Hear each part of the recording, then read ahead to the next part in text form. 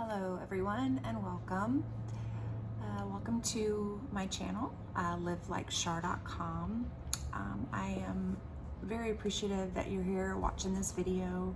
My channel is a channel that is dedicated to the memory and honor of my 12-year-old daughter, Charlotte Barton.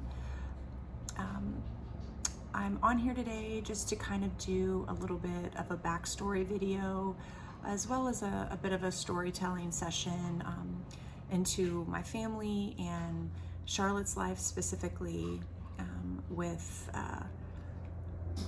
living with basically life-threatening food allergies is what Charlotte had. And so with that being said, I appreciate you being here.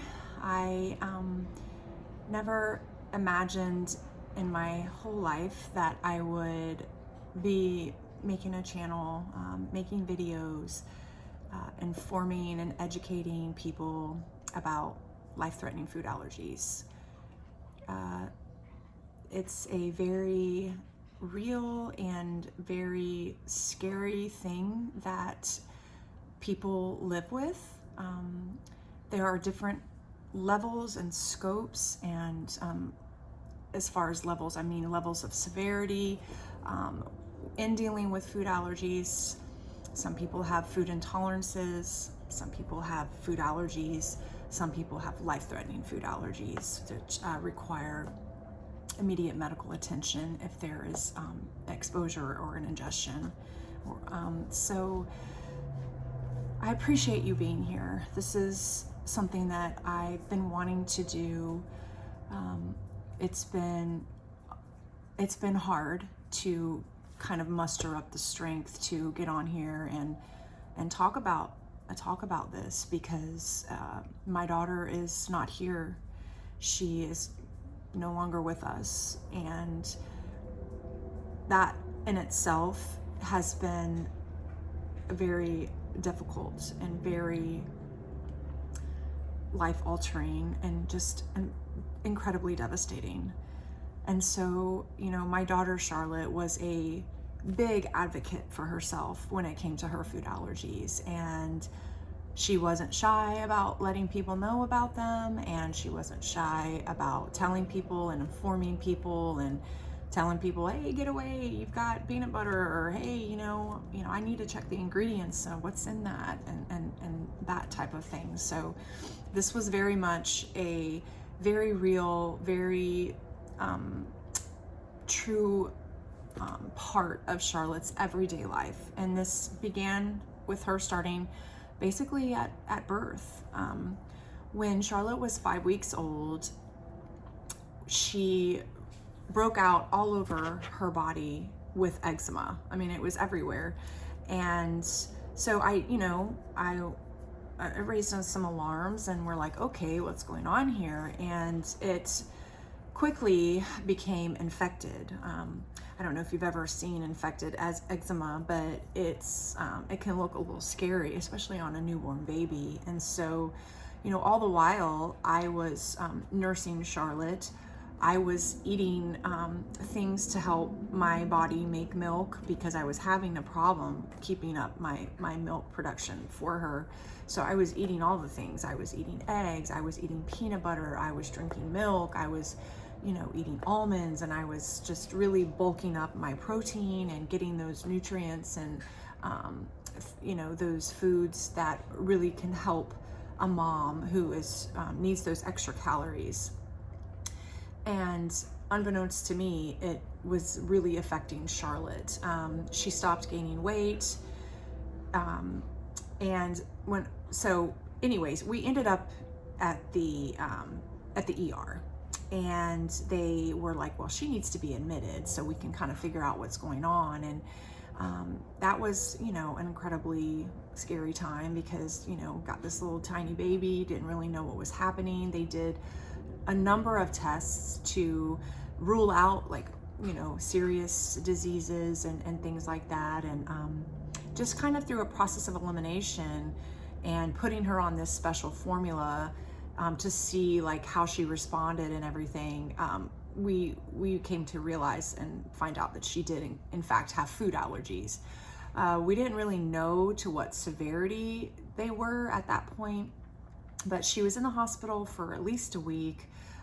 They treated her, and I don't know if you've ever, staph is a very hard thing to kind of fight off. And so, the nurses and the doctors are in there and instructing me and everything. And, I had to give my tiny newborn baby a bleach bath, pardon me, which was in itself, like, I had a really hard time doing that as a mom. And I was just like, what are you talking about? So we did do that, and they helped me, and it wasn't like a full on, bleach bath, but evidently that's a way that, can help kill the staph infection.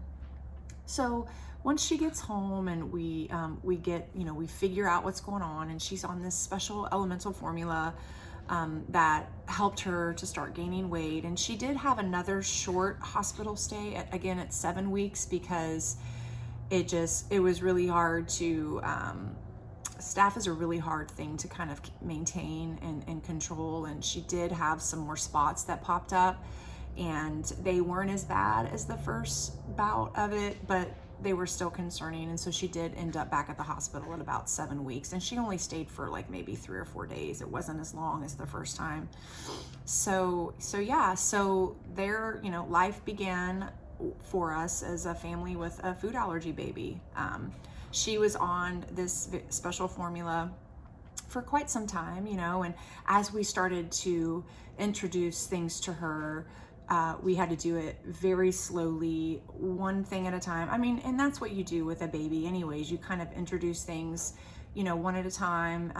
You wait a certain amount of days. But with Charlotte, like, I had to do some extra TLC with that, because I had to make sure that she was responding and not going to react or anything. So she did have a blood test when she was about, I want to say it was somewhere between 10 and 12 months old, to kind of see what her food allergies were. And that's when we found out she was allergic to eggs, she was allergic to dairy, she was allergic to peanuts, she was allergic to tree nuts, she was allergic to fish and shellfish. And she wasn't really eating any of those things at that point, though. So that's the crazy part of all this is, people who are born with food allergies develop these allergies. Genetics, it plays a role. If you have exposure, like, from a nursing mom, that can play a role.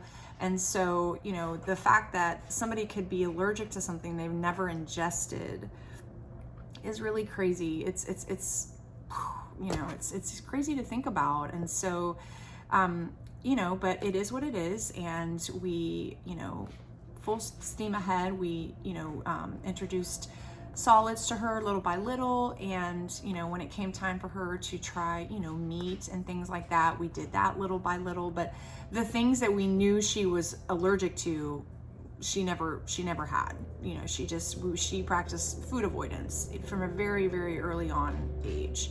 And so, we did that. She had a regular allergist that she would see, when she was little. And she also had her levels, the eosinophils in her blood, when they were checked, were very, very, very high. And so when she was about sometime between 18 months and 2 years old, she had a scope, which was a scope of her esophagus, because they wanted to check to see if she had a condition called EOE, which stands for eosinophilic esophagitis, which is a very common condition that people who are very allergic, have food allergies, have asthma, and these IgE and IgG levels that are high and extreme. They wanted to see if she in fact had this condition, and she had the scope, and come to find out she did in fact have this condition. And so there's no cure for EOE, but she did maintain, we did maintain it, and we did treat it with Nexium. And it's just, you had to keep that esophagus free and clear of acid, because I don't know all the specifics. I have information and things on that. I can talk about the conditions that come along with food allergies in another video. I would like to do that just to help inform, you all if you're interested. But we got it under control. She treated it. She was also diagnosed with asthma. And so, early on, like, poor girl was just having the food allergies. She had asthma, she had EOE. And so, we had to really like be on the ball with her and with her foods, and, maintaining her asthma, making sure she had her medicine, and trying to figure out what triggers that she had. And so it was tough. And but we did it. We figured it out. We had some really good doctors, and really good plans in place and everything, and and she did great. I will say her first experience with an EpiPen was when she was about 4 years old, and I had taken her to see her allergy doctor, and she had recommended that we do a food challenge for her at home with something in it that I made with eggs, but that it needed to be baked, and it needed to be a very, very small portion. And so I was hesitant to do this, especially with knowing what we knew about her allergies and the levels of allergy that she, to these foods that she had. But I tried it. I made a pancake and from Bisquick, and I put a little egg in there and baked it up in the frying pan, and it made her sick. It made her sick almost immediately, and she was given an EpiPen. It's a very scary thing when someone's having an allergic reaction, and it can show up in many different forms. And so when she got sick, I knew it was from the food. I knew it was from that. And, she was scared. And, but she recovered and was okay. And when I had taken her back to the doctor to, just for a follow-up, and I had told her what happened, she was like, well, why did you make a pancake? And I'm like, well, you told me to make something with an egg baked in it. And she said, well, I would have done something like a cake and I'm just like, okay, well, I'm just doing what I thought was going to work and be okay. I knowing what I know now, Charlotte was not a candidate for food challenges at home. In no way, shape, or form was she. That is something that should have been done in a doctor's office. And I expressed that to her. I'm like, I don't want to do this at home anymore. And she agreed when she found out what had happened and everything. And so, fast forward a little bit of time, and Charlotte starts kindergarten. And, that was kind of, as a mom and a parent with a food allergy kiddo, that was a pretty fearful time for me. There were things that we had to put in place for her with the school, and the school district was really great about accommodating her and her food allergies. And she was put on a 504 plan very early on, and always took her lunch to school. The classrooms were nut free, and she, so always was very careful and always very safe and always extremely cautious. And being in school and with other school age kids, and a little child would come in and have a goldfish, and she knew, like, she couldn't eat that. She knew what she could and couldn't eat, and she was very, very good about that always. And as she got older, reading labels and things like that, she was always very good in doing that. And so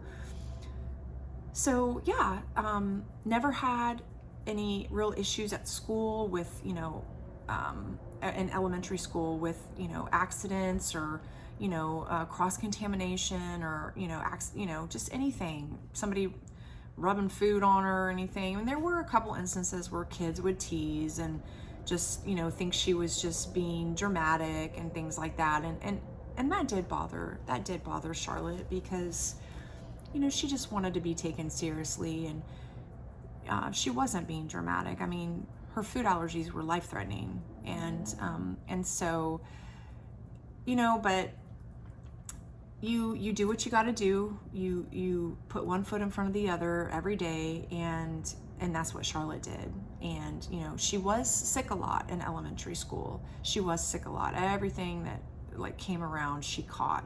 You know, her immune system was compromised because of her health issues.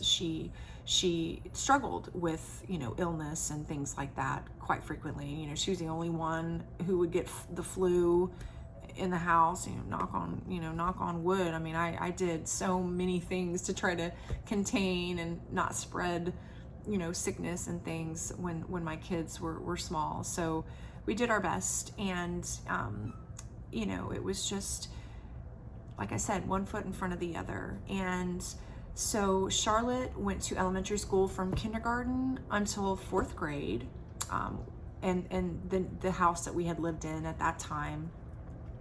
And in 2020, when she was starting 5th grade, we decided to move. And I'm gonna wrap this up because this is like a whole nother talk about here that I'm gonna go into. Maybe give a little bit of backstory to about how long we lived, you know, in the house and everything that Charlotte grew up in, and you know, when we moved there and all that kind of stuff, before I go into the big move that our family had. So yeah, I'm really glad you're here. I am just doing this to help spread awareness about the seriousness of life-threatening food allergies, and just kind of carrying on what my daughter did, and advocating for her and anyone else out there that lives with this day to day. So I would love for you to come back and watch some more videos that I make.